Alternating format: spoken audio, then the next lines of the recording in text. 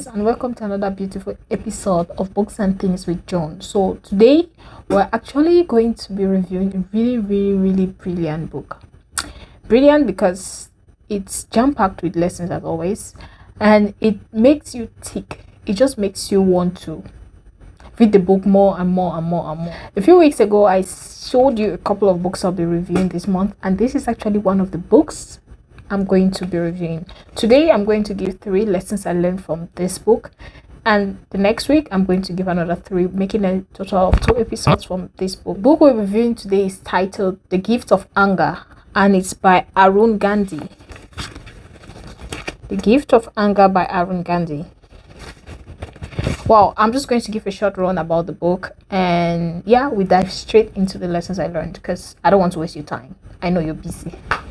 So the Gift of Arun Gandhi is actually the grandson of Mahatma Gandhi. And if you don't know who Mahatma Gandhi is, I'm going to put a link to my video about Mahatma Gandhi, not about Mahatma Gandhi, just the book written about his life. So I'm going to put a link down below so you can just click on it and find out who Mahatma Gandhi is if you don't know. I don't know who doesn't know, but just in case there exists somebody in the world who doesn't know who Mahatma Gandhi is, which I think there should be. There should be someone who doesn't know. Perfect. You just check down the link below and you find a video about Mahatma Gandhi. Let's dive now into who Arun Gandhi is.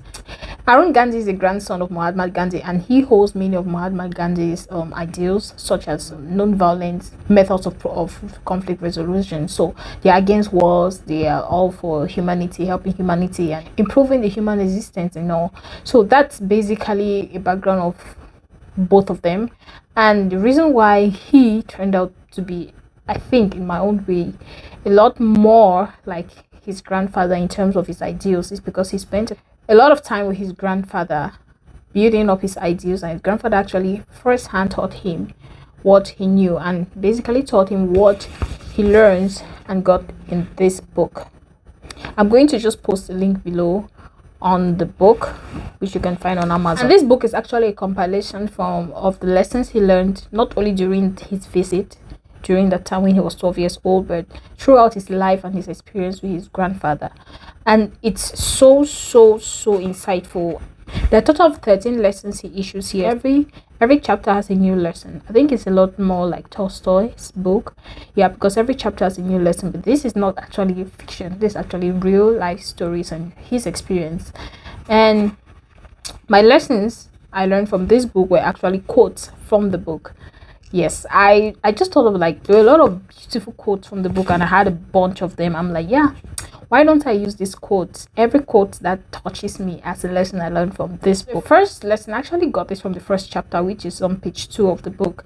He said, if you say something, you have to back it up with action.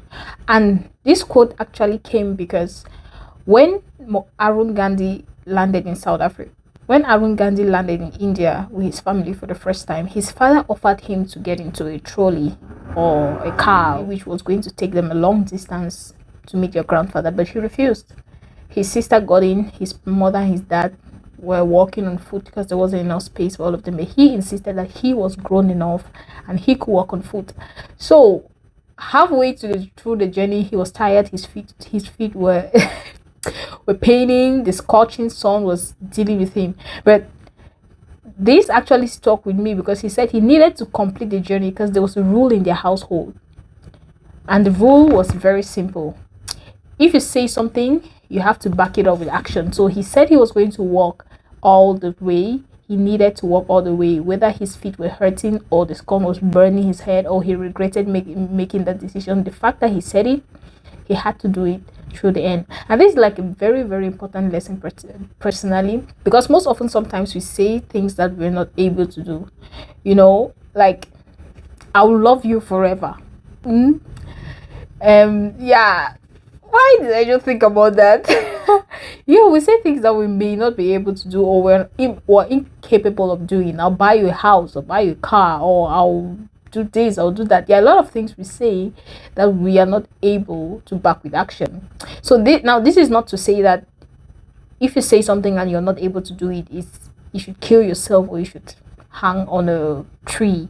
No, of course there are situations where you really want to do it, but you don't have the means. Background lesson here is just to say that when you say something, you have to make sure that you back it up with action. You have to do your best, your utmost best, to live it through, because a lot of people are just all talk and no action. Who remember this song? Ladies, come me talk and do. I talk, I do. Yeah, you have to be a talk and do kind of person. Talk and do. Yeah, that's what you have to be. Now, the second quote I got from this book says that an eye for an eye only makes the world blind. This is actually the second lesson, and it just got me thinking. An eye for an eye makes the world blind. Imagine that everybody who did you evil in this world had to be repaid with the same number of evil. Or let's go back to Moses' law. If somebody takes out your one eye, you take their eye.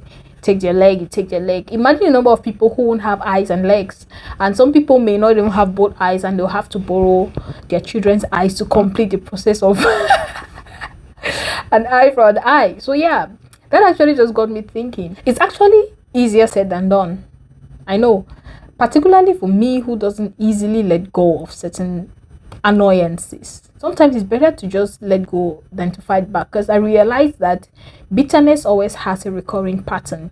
If I hurt you, you hurt me back. I get angry, I hurt you back. You get angry, you hurt me back. It's just something that never ends. So one person has to be big enough to just be like, it's not worth it, and let it go, just to make sure that the curve ends. If you want to pay everybody for evil, the world is going to be an evil place, because trust me, the same way somebody hurt you, you have hurt somebody else. And it's where there is forgiveness and the ability to let go that we actually experience freedom. I feel like a motivational speaker right now, so I'll just leave it right there. I will move to the next lesson. Now, the third lesson I actually learned is the fact that it's very important for you to be able to think for yourself. Dun, dun, dun, dun, dun, dun.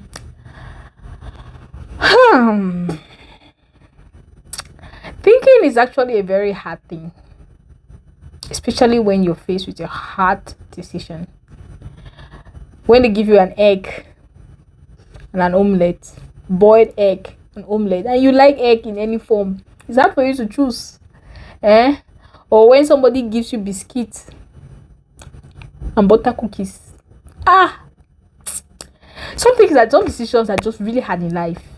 Some decisions are so hard in life, and the best way for you to be able to make them is to be able to have your independent thoughts, like being able to think for yourself. What does it mean when they say you should be able to think for yourself?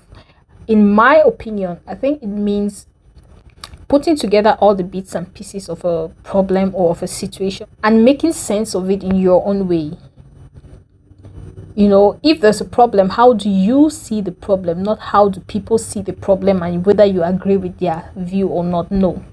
How do you see the problem? Because the same way you construct the problem may not be the same way somebody else constructs the problem. And the way you see a problem, you'll be able to get a solution that fits your point of view.